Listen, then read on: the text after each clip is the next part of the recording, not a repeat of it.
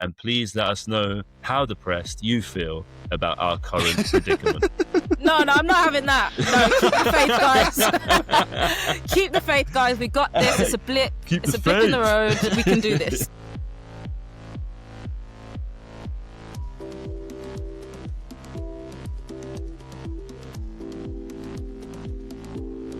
Hello and welcome to this week's Life of the Party, a deep dive into everything to do with your party, the Green Party, a New Left Party, whichever party we all end up being a part of. I'm your host, Jonas Marvin, and I'm here with my friends and comrades, Shanice McBean. Hello, hello. And Joe Todd. Hello. I'd just like to thank you all for the support so far. You can check us out on Spotify, Apple. If you've got any questions, queries, things you want to tell us, you can get in touch with us on podlifeoftheparty@gmail.com. This week, your exasperated and depressed podcast hosts will be taking on the dramas, controversies, trials and tribulations which have engulfed your party. I should say from the outset, we have all found this past week or so incredibly saddening and a tad destructive, as I suspect many of you, our listeners, have. So please afford us some grace. Okay, so Joe, it's over to you. Lead us off with a bit of a timeline on what exactly has happened over the past week and prior to. Well, I'm going to go even a bit further back than that. I'm going to try and give a rough chronology as to what's happened right the way from 2024 all the way to this week. And I think the reason we're going to try and do that is because it's just very hard to understand what's happened. There's a lot of Kremlinology going around where people are trying to work out what was said and what meeting, who said what precisely, because all of this stuff has happened behind closed doors. So I'm not saying this account is perfect in any way. It's drawn largely from the writings of Archie Woodrow in Prometheus and Navarra, and also Andrew Murray in The Morning Star, who have both done a good job of trying to get some of this stuff into the public realm. But yeah, so really, this whole thing started off in 2024 with the formation of the Collective. So the Collective was a group that was trying to prepare or set up a new left-wing party, and it was set up by Carrie Murphy, who was Corbyn's former chief of staff and who was very, very involved in Corbyn's faction. Now, from the off, Collective was dysfunctional. It was, by all accounts, dominated by Carrie. It was run in a very top-down manner. And although it gathered some people around it, and they had some meetings and stuff, it really wasn't going anywhere, and there was widespread dissatisfaction with how it was operating. So in late 2024, there was a new group established called the Memorandum of Understanding Group, and this involved Corbyn, but also involved other figures such as James Schneider, former head of communications in Corbyn's leader's office, Jamie Driscoll, the former mayor of the North East, Andrew Feinstein, and they founded this broader Memorandum of Understanding group, essentially because the Collective wasn't working and had become dysfunctional, and they tried to set up this broader group to get things done. Now, the MOU struggled too. Corbyn remained the key figure, but there were constant problems around either delayed decisions or reverse decisions, and meetings will come to an agreement as to the next step for the party. But then people from Jeremy's faction after the meeting would say, oh, well, I'm not sure Jeremy really wants to do that. And then things would be overturned.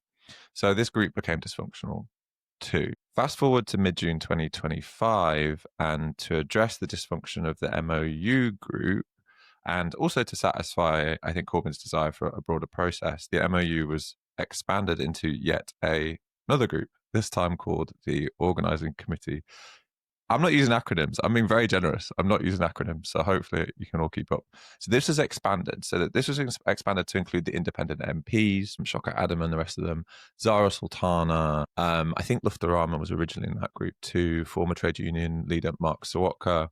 And again, this group was an effort to get new people in, push the process forward, hopefully get the party off the ground.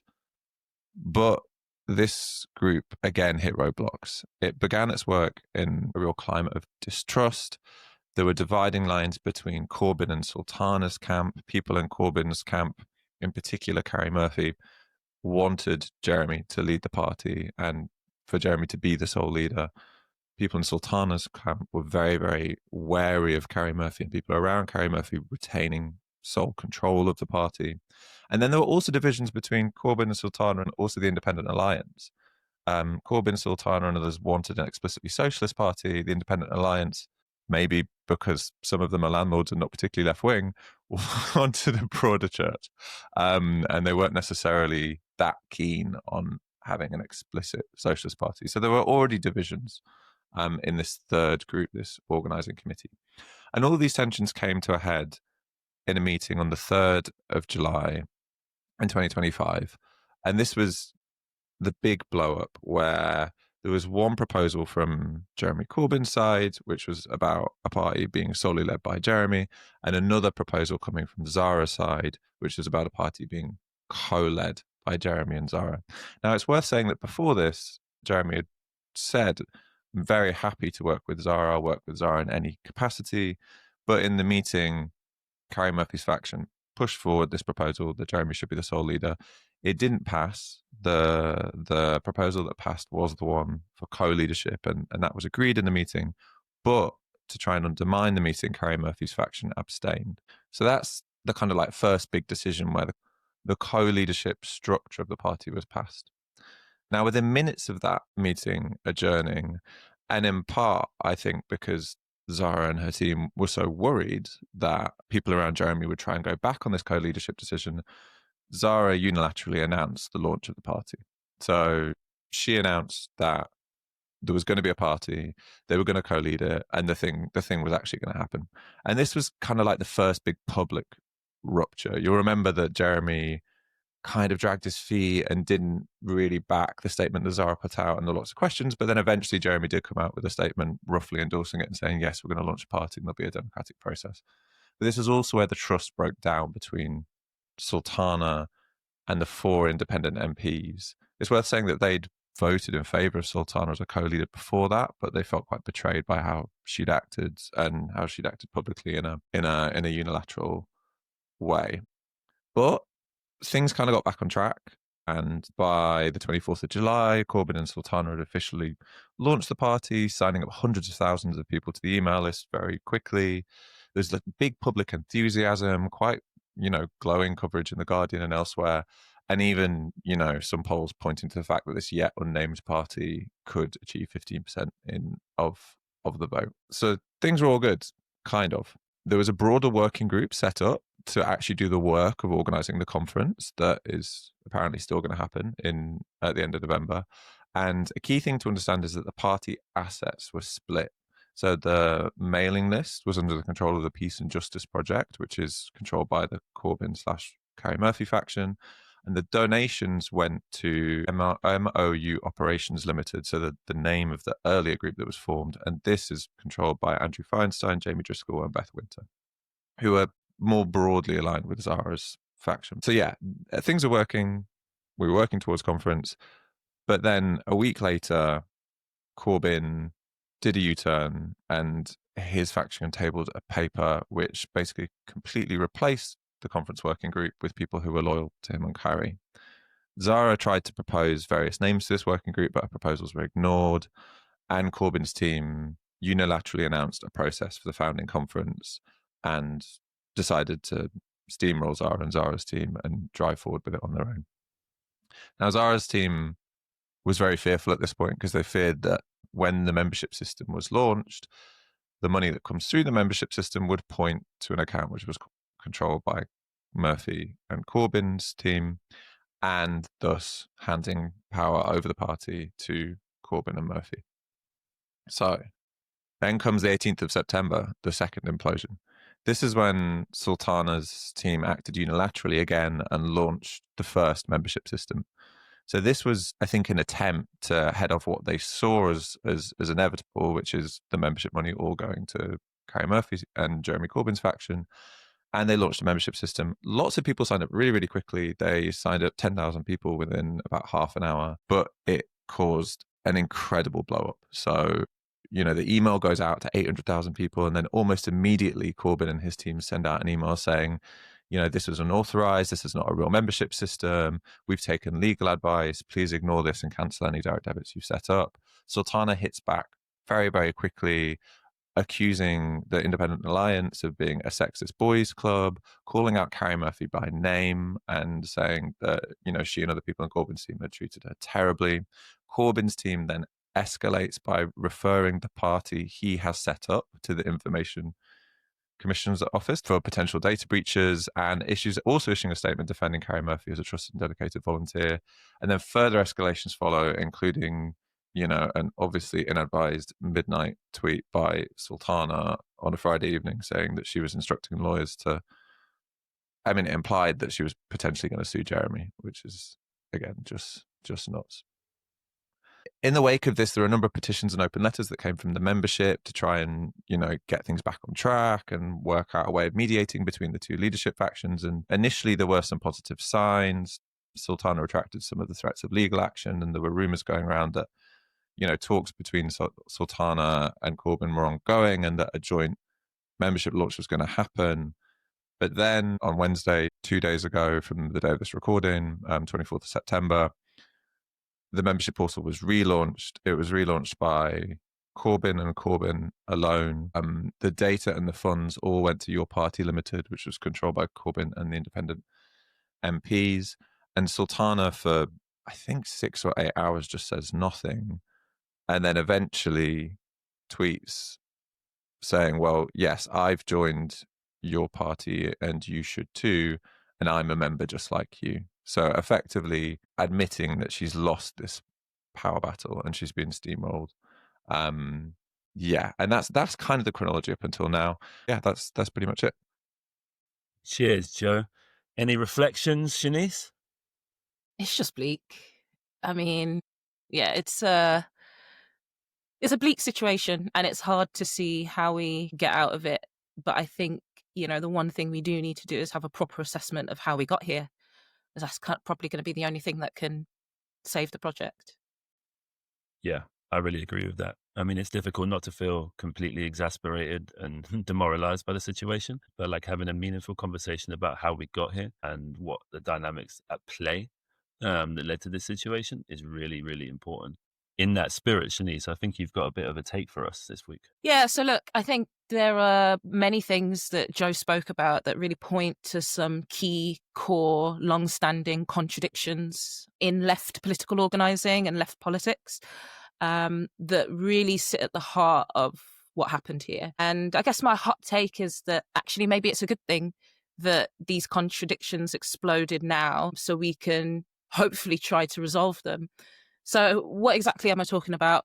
I think the first thing to note is that who we anoint as leaders often come from these undemocratic, bureaucratic institutions where bullying and factionalism and manoeuvring and positioning and ego struggles are the norm of political organising. And this produces leaders who, as opposed to kind of coming out of social movements and actually kind of winning things and, having a mass base from organising, we get leaders who are kind of just escalated through the ranks of these bureaucratic factional organizations where kind of deals and secret negotiations are the norm. And I think you can see that throughout the chronology that Joe took us through.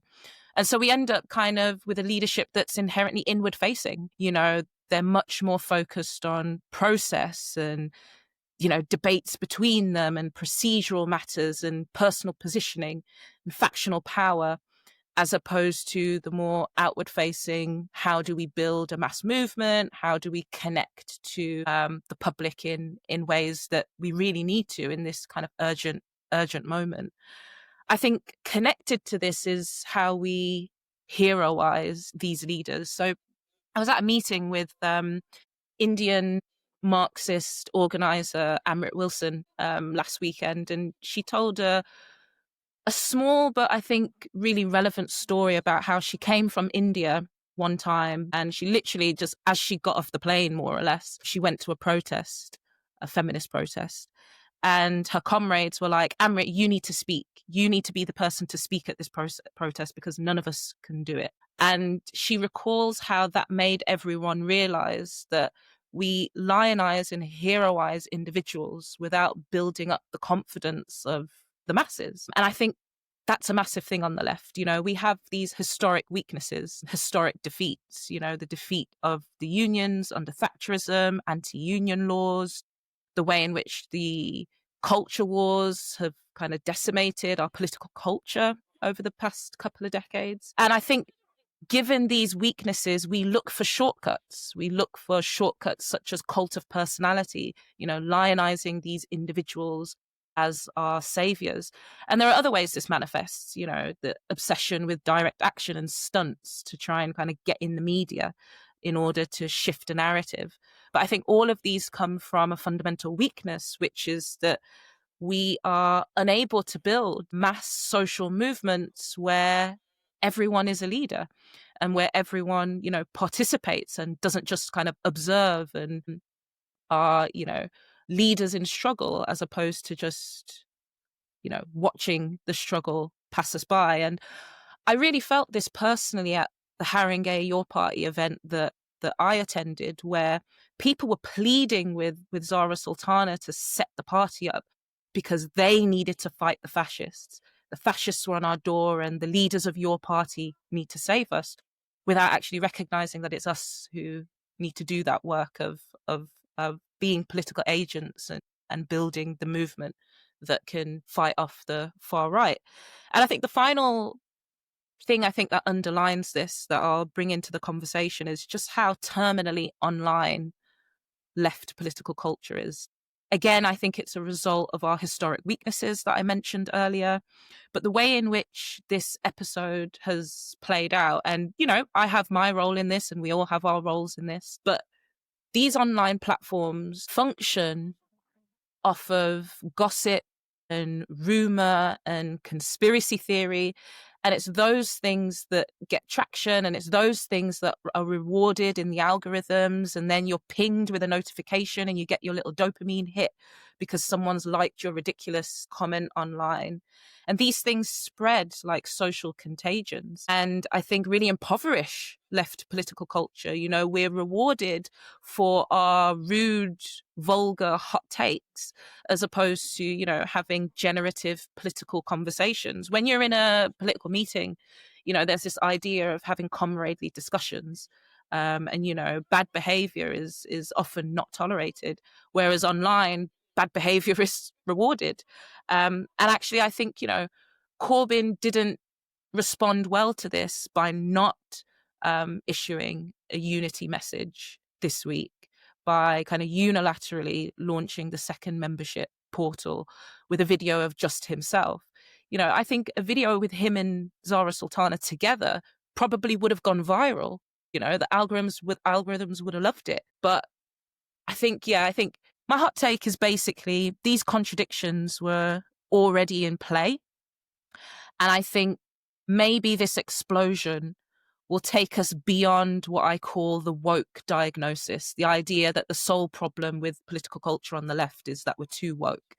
And hopefully we can have a generative analysis that means we can resolve what has been a pretty awful couple of weeks. Yeah. I mean, I suppose I just want to bring a bit of focus to like the magnitude of the fuck up. Just in that I'm not a historian, but I don't know of any other example where there has been such an incredible public spat between leaders before a thing is even formed and before people in the party are even able to be in motion. And I just think that, we'll get into it later, and I don't want to do the plague on both your houses thing, actually, because I think it's important to try and analyze the actual power dynamics that are at play between Jeremy and Zara's teams.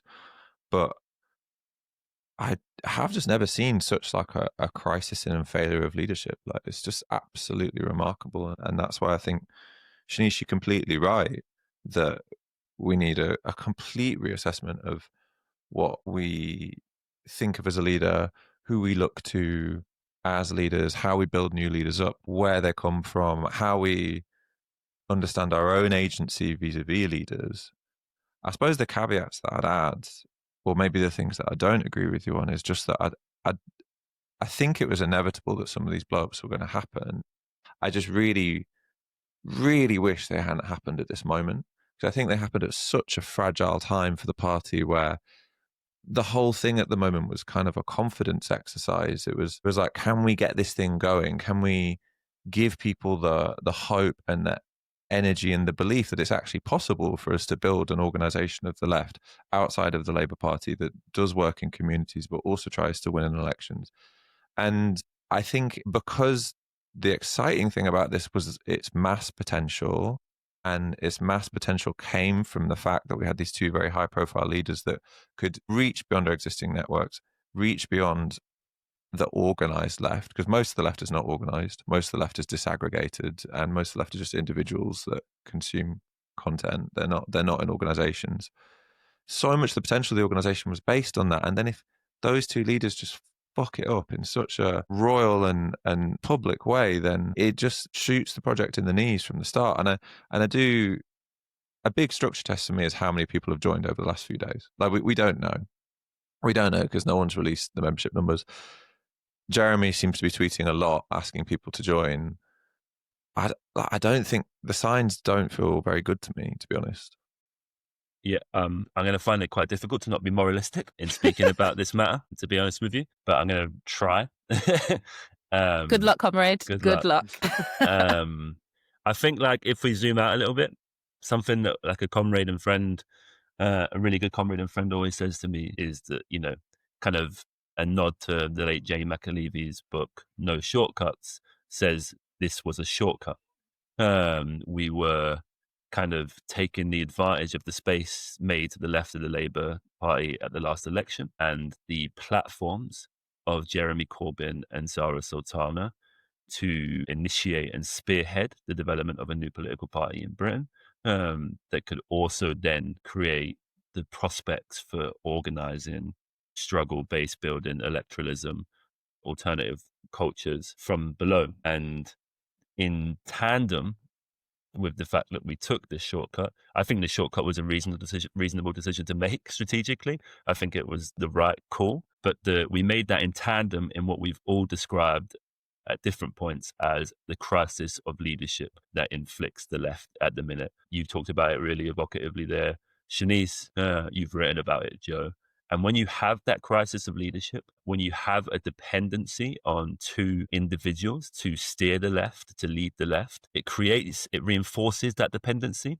And it means that it's easier for political mistakes to be made, for strategic and tactical mistakes to be made. It means that those people are more susceptible to the noises and the whispers that are made to them by the people around them, by their advisors, and by all of the people who project onto them in their immediate circles their wants and strategic desires and factional goals. It limits the democratic content of a project because, as you say, Shanice, part of the democracy of a political formation of a kind of social world is the fact that you create leaders who can contribute towards that and shape that. And it puts an overweening focus on the role of the contingency of the individual in history and the particular characteristics of those individuals in history. You know, many people have talked in the past about Corbyn's indecisiveness, for example, and willingness to bring people together and not make systematic and consistent decisions based on a strategy, for example. So there's that. I think that's really big. I think that's that question of shortcut, even though I think it was the right move to make. That's the original sin, if you like. Sometimes original sins aren't always bad, but sometimes they are overdetermined. The worry for me, where I disagree with you, perhaps, Shanice, is that and Joe's alluded to this, is one of the things that was always really important to me about this project was its mass character, was the fact that it involved or could involve tens or hundreds of thousands of people. And I just think it's really telling that we haven't got membership figures. I think it's really telling that, you know, when Zarah did the botched launch, you had 10,000 and then 20,000 people within the space of a couple of hours. We have had no membership figures now for 2 days, and I think that's really indicting. And I just think this whole scenario, not only does it confirm all of the stuff that is said in the press, amongst our enemies in society about the left, completely confirms it, completely rationalizes it and makes it feel real. It also makes our job harder. If we don't have that mass character, it means we are starting from a lower building block. And this is just the start of my worries. I never thought that we would have the most democratic party in the world to begin with. I always had the sense that this would be a struggle and that we'd have to fight for democracy. And obviously we do, but I never thought it would be this disastrous. Maybe, it was always promising a bit more than we anticipated. But I do think when it comes down to it, this was the worst launch possible for this new political party. Now, look, the problem we have, and this is kind of my provocation, and we'll see what you guys think, is that the day that the second launch happened, first time as tragedy, second time as farce, you know what dominated the radio waves? It wasn't your party. It was Andy Burnham running for a contest to be Labour leadership. Now, I think he's got a job on, actually, if he wants to be Labour leader. I think there are loads of real actual obstacles to him becoming Labour leader that makes that quite difficult. But I don't think we should be taking for granted one of the most historic opportunities in the history of the British left to break the Labour Party and to occupy that space in society. And I fear with the moves that have been made over the past 7 days that we have jeopardized that opportunity. I could say more, but I want to hear from you guys. Yeah, I mean, I agree. There was this, I guess, really poignant quote that Jacobin took from Churchill, of all people, which is that never before have so many people's hopes been dashed by so few people. And I think that just really encapsulates where we are. I think, you're absolutely right about the membership figures. And I think the fact that Corbyn poured cold water on Zarah Sultana's membership launch and prioritised his internal positioning, with the membership data and the funds going to your party as opposed to MOU, as opposed to prioritising an external show of unity and leadership, really just goes to show the rot that is at the heart of this, and actually how urgent it is that we have a democracy from below.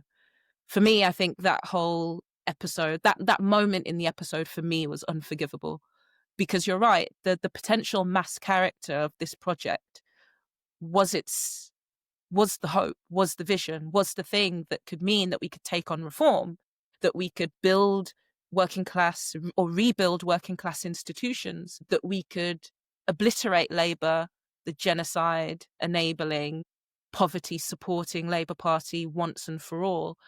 And the one thing that we needed to put in a bottle and keep safe and keep sacred has potentially been destroyed. And yeah, for me, the whole thing is just unforgivable.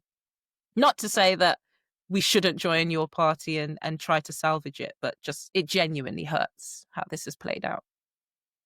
I do take a bit of an issue though with the notion that this was overdetermined, as Jonas said, or that it was always going to happen. Because I do just think that we weren't actually asking much of our leaders. I wasn't asking or expecting Jeremy or Zarah to lead us into the next election and win it. I wasn't expecting either of them to appeal to like a mass section of the population even.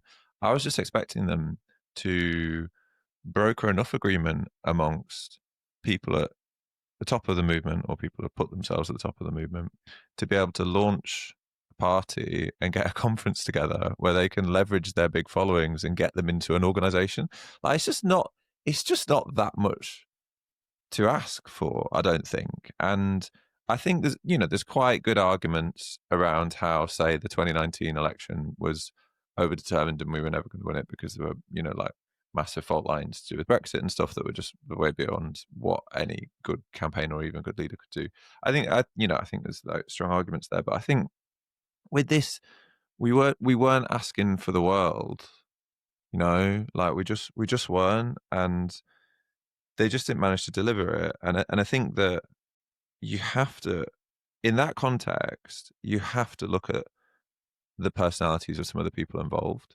Like, I don't think they're actually immaterial in this. I think that Corbyn's indecisiveness and his ability to be moved around by advisors who are close to him, Carrie Murphy's seeming modus operandi of just bulldozing anybody and always aiming for control, seemed just very consequential in this, as did, to be fair, some of the quite rash things that Zarah did in response to Corbyn's intransigence and in response to Carrie Murphy just not taking her seriously at all. And that's the frustrating thing for me, is that this, if it wasn't a completely open goal, you know, it was like a goal filled with a League 3 goalie who like can't dive or something. You know what I mean? Like, that was a really shit football metaphor. But you know what I mean? Like, it just wasn't, if it wasn't a completely open goal, it just really felt like we could get there, you know? Yeah, I think for me, there's a question of politics here as well. You know, Corbyn has been willing to sideline some of his political principles for political expediency, you know, with this odd coalition with the independent MPs who, in many cases, don't share his or even socialist politics. But then on the other hand, Zarah has been unable to have the foresight to see how what she sees as a defense of her political principles ends up being a wrecking project. And these two things just came to loggerheads. But I don't want to be accelerationist and try and say, you know, we needed this awful thing to happen in order for the party to have a chance. And on top of that, there are people who recognize that these issues existed. And, you know, there are caucuses around democracy. And, you know, some of us have been doing this work to really fight for a democratic process. So there are people who probably saw that something like this was on its way. But at the same time, contradictions sometimes do need that spark in order for us to wake up to the reality and have an opportunity at resolving them. And all I'm saying is that I just hope this is that wake up call, as opposed to us, you know, continuing to slumber along with all of the issues that we've spoken about. Yeah, that's fair enough. I guess my worry is that, like, for me, I'm not massively interested in a faction fight between different bits of the left if there isn't like larger layers of people involved. And I worry that this process has deterred larger layers from being involved. Just to be clear, Joe, were you talking about the old League 3 or were you talking about National League? Because that, you know, that matters when we're talking about goalkeepers. You know, League 3 doesn't really exist anymore. I may have betrayed myself as a Premier League football fan rather than a lower tier football fan. I'm sorry. Or just a Tottenham fan. We need some rock analogies on this podcast because I'm getting bored of these football analogies. But look, I take the point about overdetermination, like that you know, I said maybe overdetermined, but that's coloured by the fact that like I'm just quite depressed by this situation, and it's like a kind of in hindsight assessment. I guess I want to say a couple of things here. Like there's three main worries for me with the party in the long term. I've set only three. Only three. Bro, Yeah, only three. wow, mate, you're feeling optimistic today. I've said one of them, which is that mass character question. The other one, objectively, is that when you're a member of a party and you want that party to be democratic and you want it to be meaningful and you want it to involve people and you want it to have a good direction, you do have to ask the question of who controls the structures of said party. How can the people who lead said party be removed and who govern said party? And I fear that there's an entrenchment right now, because I do think that like the victory of Jeremy Corbyn and particularly Carrie Murphy has, at this stage, this phase of the party's foundation and formation, has been absolute. So that means the quest and struggle for democracy becomes sharper and becomes a bigger fight and becomes much more important, and it becomes much more urgent. The other question I have, I've said what I mentioned earlier about Andy Burnham and the threat from Labour and the potential closing down of that space to the left of Labour. There's also the question of Zach Polanski and the Greens, who are the only people who have come out of this situation looking better. And then there's also this question of what happens with a parliamentary group that has 4 people who are either landlords or employers, and then 2 people who are socialists, who don't like each other, who don't get on, whose relationship seems to have broken down. Like, how do you have a consistent, meaningful, strategic orientation as a national political party in what I imagine to be quite difficult and increasingly more difficult and constrained environments for your party externally, when you have that dynamic from a parliamentary group and a parliamentary group that is unaccountable?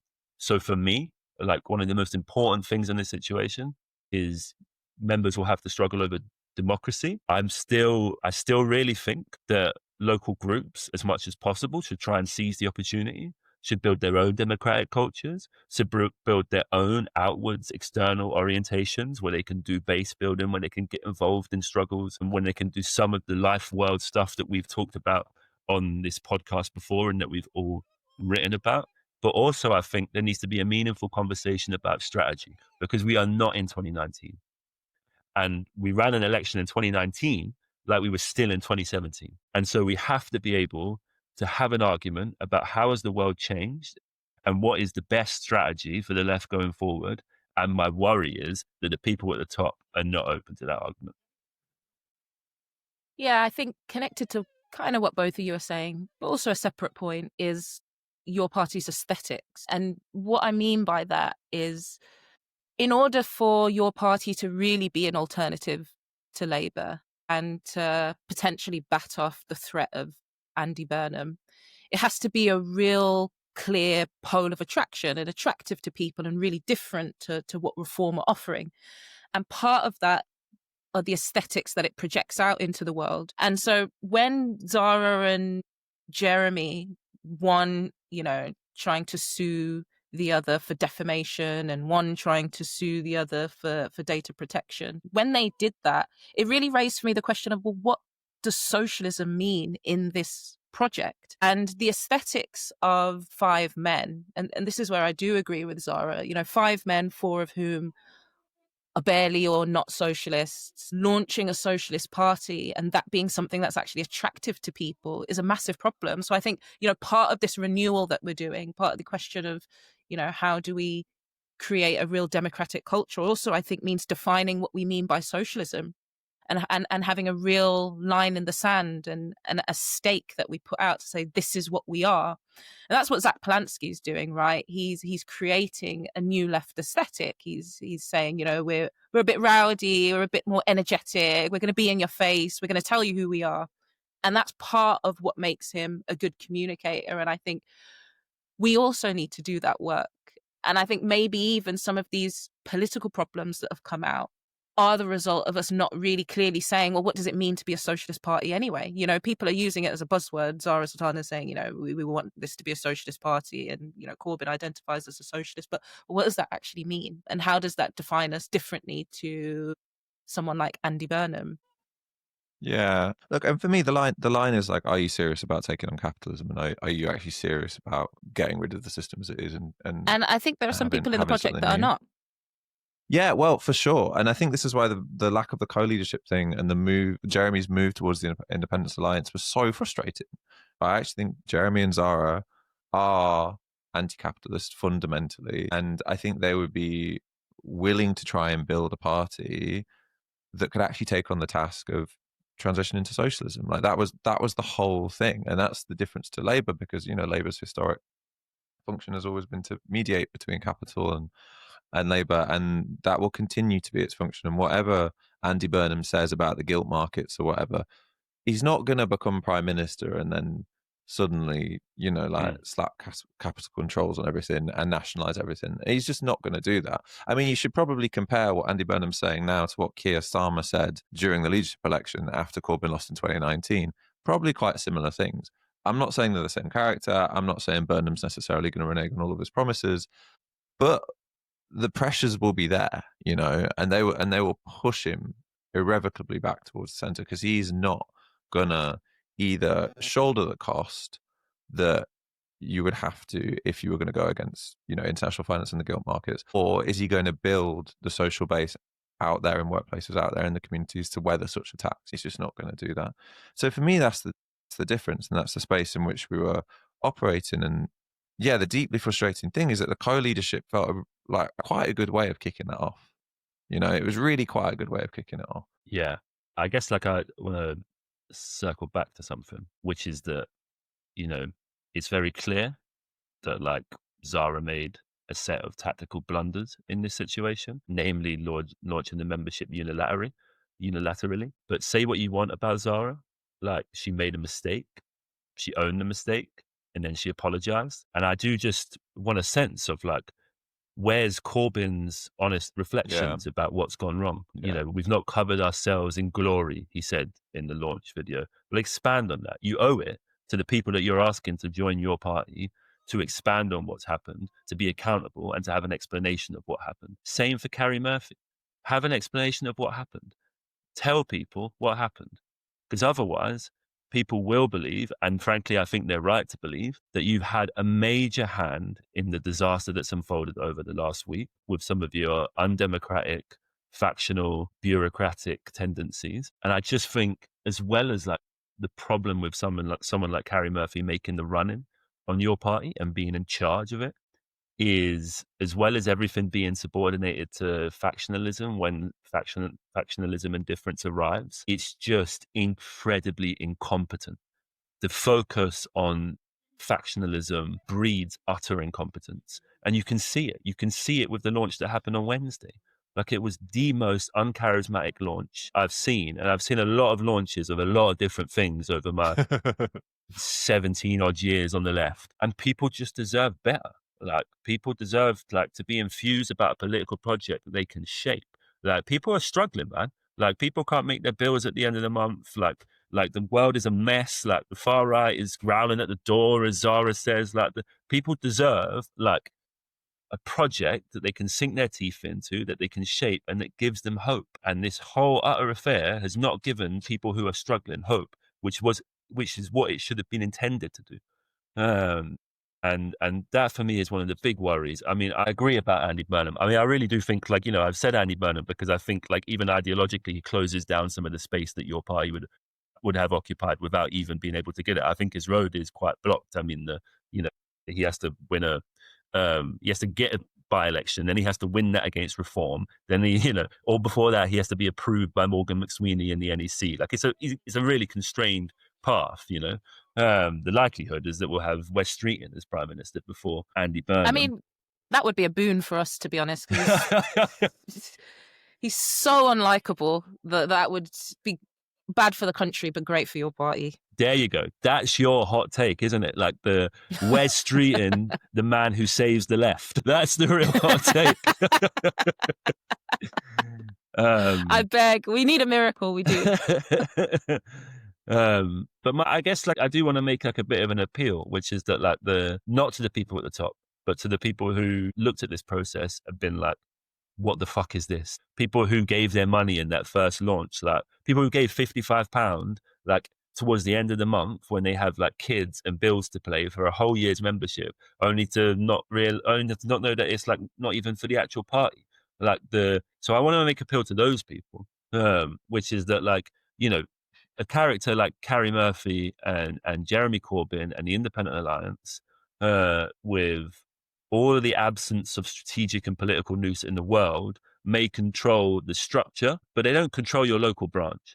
They don't control what you're able to do in your community with the people around you. They don't control your capacity to go out there and base build and build power and build community infrastructure and try to change things where you live. And at the end of the day, like, there will be struggles and there will be fights, but it can be you, and it will be you who will shape this project, who will give life to this party. So yeah, it's an appeal to members and people who aren't yet members that you can take control of this thing. I think that is true to an extent, but it is also just the case that how the party is perceived amongst the wider population is going to be often based on our hyper-visible leaders.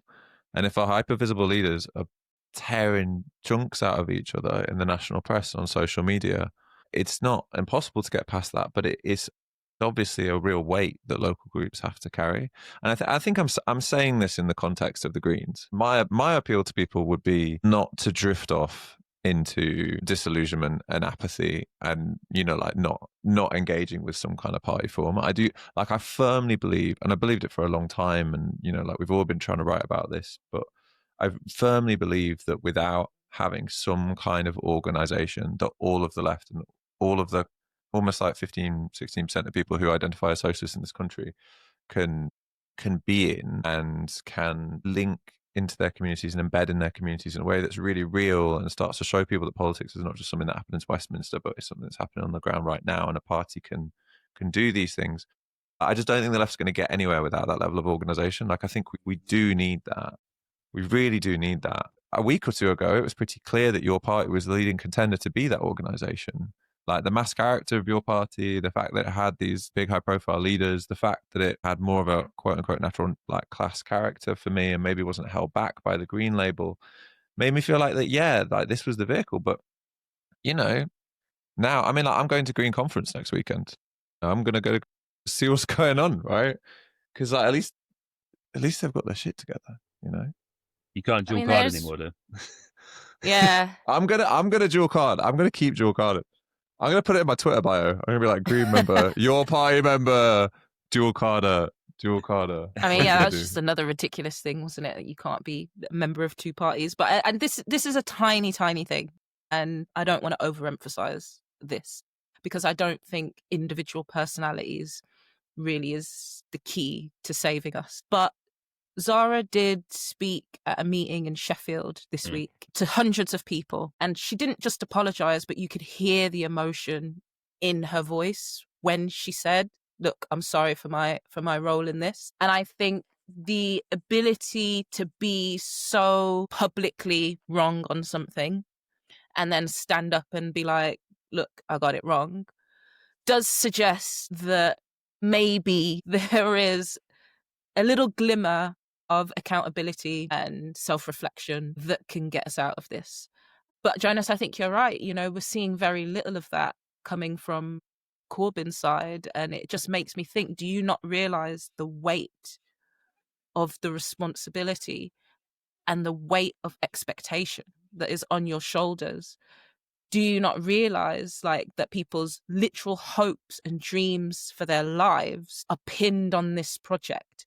Could you not have done just a simple joint video or joint statement or joint tweet or something just to indicate to people that, look, I get it.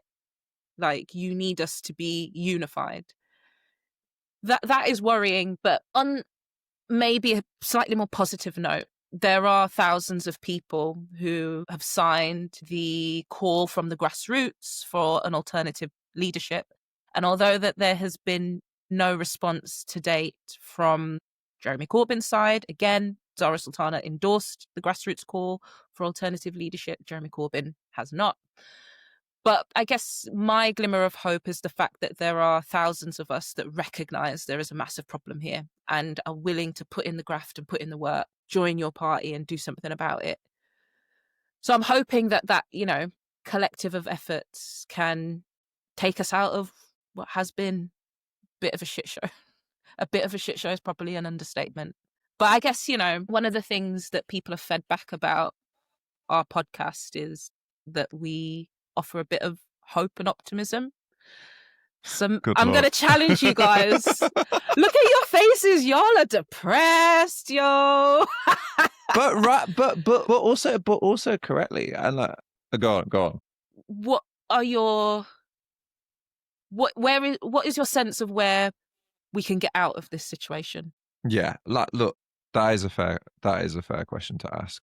Although I do want to make the room for people to be able to feel depressed, pissed off, angry, frustrated with what's happened, because it is depressing, anger-inducing, frustrating. It is one of the biggest fuck-ups by a left leadership I've ever seen, and it was so horrendously public, and we still don't know what the impact of that has been. It could have been enough to kill the project. It's not clear yet. But I do just want to kind of like it's good for people to feel that. What's the way forwards? I mean, I think Jonas is right. I think try and build locally in some way, rather, whether it's through your party or through the Green Party, try and build locally in some way.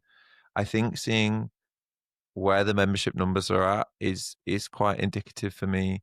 Like if your party starts at a far lower base than where the Greens are currently at, it just seems like quite a hard thing to argue that, you should dedicate your time to your party and not the Greens. For me, because I think that the defining thing about all of this is the mass character. And I personally am going to throw myself into the project that has more of a mass character. But I think just the other stuff that we've been saying around, there is something about the society that we live in that decreases our levels of agency and makes us more passive, because we spend all of our time watching these hyper-visible leaders express politics, and then we're able to feel seen or heard through their expression. And that is just like a very distinct characteristic of the society in which we live in now.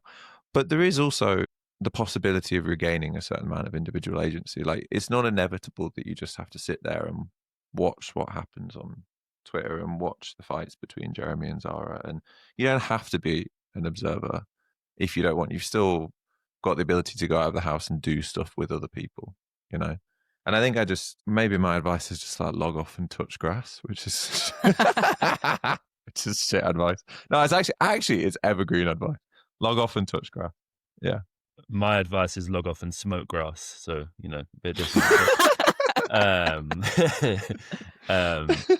Listen, I like. Look, you better watch out, because you might get Zarah or Jeremy like try to dob you into the cop soon. Mate, I know you said that just because you want to get clipped at the start of the podcast. You were like, yeah, this will definitely get clipped. Don't undermine my fantastic joke, yeah? You know, and there was a time where I envisioned smoking grass from Jeremy's allotment, but, you know, I doubt that will happen now. But listen, like there'll be a fire in people's belly, like, about what's happened over the last week. And I, you know, would be naive if I said confidently that, like, oh, you should definitely throw that fire in your belly into your party. I don't think any of us feel massively confident about that. I don't think the members of your party feel massively confident about that. And I don't think the 600 or 700,000 people who signed up to your party feel particularly confident about that at the minute. But, you know, part of this depends on where you are, because, you know, in some places, the Greens will be a more vibrant offer. And we've talked about this before. In other places, they're not. And in those places where they're not, I think there is still an opportunity to build. And, you know, in saying this, I'm aware that this is kind of going back to where we were a year ago. There is an opportunity to build local political machines that can do base building, that can reach out to people, that can do listener exercises, that can engage with people, and that can start to foreground a meaningful, alternative, independent, radical, socialist, anti-capitalist politics. The challenge to that is the political power in this country is so deeply centralized that to win, you have to have a national project. You have to have a project that's willing to contest the state nationally. And I think one of the losses, perhaps the bad things that have come out of this last 7 days, is that they have jeopardized effectively that possibility and reproduced the fragmentation of the left a bit further. So I really encourage people to not stay adrift because of this. I really encourage people to meet with like-minded people and to build politics. And there are options there if you decide to engage with your party. You know, there is the Our Party statement and letter and group that Shanice announced, who, just to be clear, David Miller are not CIA assets. And there is... Wait, what? Yeah. The legion of conspiracy theorists online who are claiming that the Our Party letter and the people behind Our Party are CIA assets. People need to log off. Yeah, it's CIA crazy. Have better things log to off do, and man. smoke grass.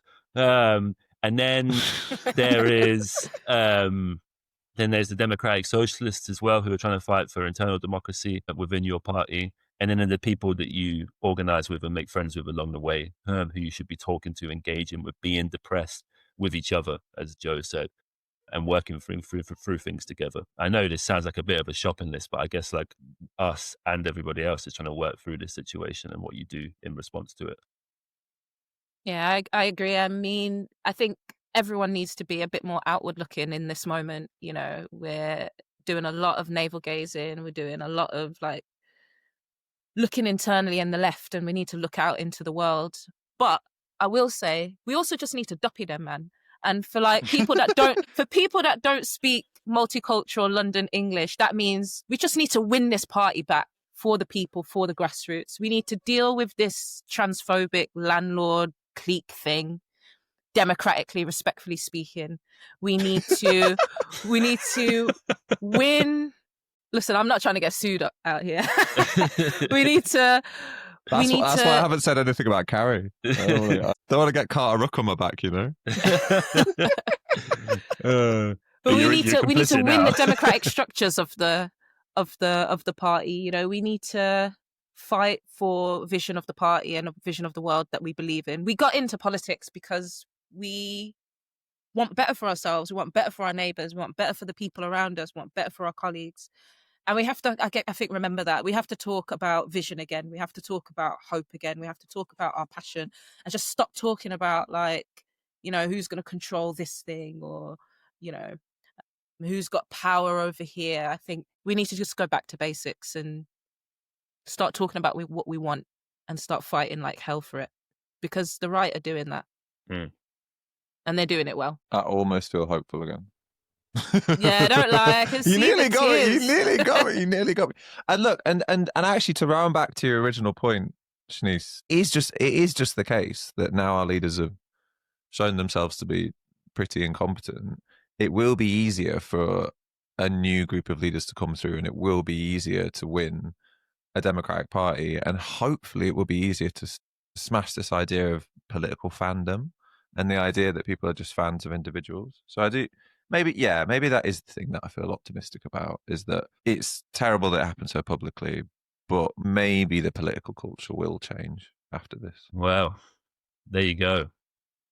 I hope you all enjoyed that collective therapy session where the three of us convinced ourselves it was all good and then hopefully convinced you it was all good. I guess, like, finally, as is often the case on this podcast, I want to round out and say goodbye. But before we do that, I want to ask my co-hosts what they've been reading. So we'll start with Joe, please. Archie Woodrow, all the way. Archie, big up. Archie, big up Archie. Archie is revolutionary socialist who has taken to writing a lot about what's been going on in the inner workings of your party, and basically trying to make it transparent, because it's been really, really hard to work out what the actual timeline has been. And he wrote a really good piece for Prometheus on this, and then also a very good piece for Funavara, which came out today. And yeah, I'll link both in the show notes. And I completely agree with Shanice that we need to get out there and start actually fighting for what we believe in again. But if you want to round off your your desire to all of if you want to round off your navel gazing and actually read as far as I can tell, a really well sourced account of what happened, and which is very fair and balanced, I'd read Archie's two pieces. Shanice. So, in fact, this goes perfectly with Joe's suggestion. I am finishing finally Richard Seymour's Disaster Nationalism. And I think this works well with Joe's reading, because that's very outward looking. It's really trying to understand, how did we get to this place of a renewed neo-nationalism? What are its contours? What are its dynamics? And crucially, I think, although he doesn't explicitly do this, I think his analysis helps us figure out how we get out of the current crisis and the current conjuncture. So read Richard Seymour in general, but in specific, Disaster Nationalism, his book with Verso. Great. Yeah, I mean, this is a bit of a strategic triangle, because my article that I'm going to recommend is called The Theory of the Party. And that's by a guy called Phil A. Neal. It's in illwill.com. And I really like Neal's writings anyway. He wrote a wonderful book called Hinterlands, which has really influenced some of the thinking that I'm doing in my book at the minute, about class composition in like Rust Belt America. But this article is about basically like the relationship between subjectivity of people and who people are, and the relationship between that and the question of the party. He's talking about a party in kind of much more strictly communist terms, and that's not necessarily our immediate horizon here. But I did find it quite a grounding read in the situation that we face today, to have that, like, someone going through the relationship between subjectivity and the party, both on the level of mass politics, and also on the level of cadre and the people who actually do the work in the party and the people who keep the party going. And I think that's a really useful engagement for people right now on both those planes. Okay, Great. Thanks, guys. Well, that's it until next time. We'll include all of those links in the show notes. But in the meantime, find us on Instagram at life.oftheparty and Twitter on lifeofpartypod. Leave your comments on all platforms. And please let us know how depressed you feel about our current predicament. No, I'm not having that. No, keep the faith, guys. Keep the faith, guys. We got this. It's a blip. It's a blip in the road. We can do this.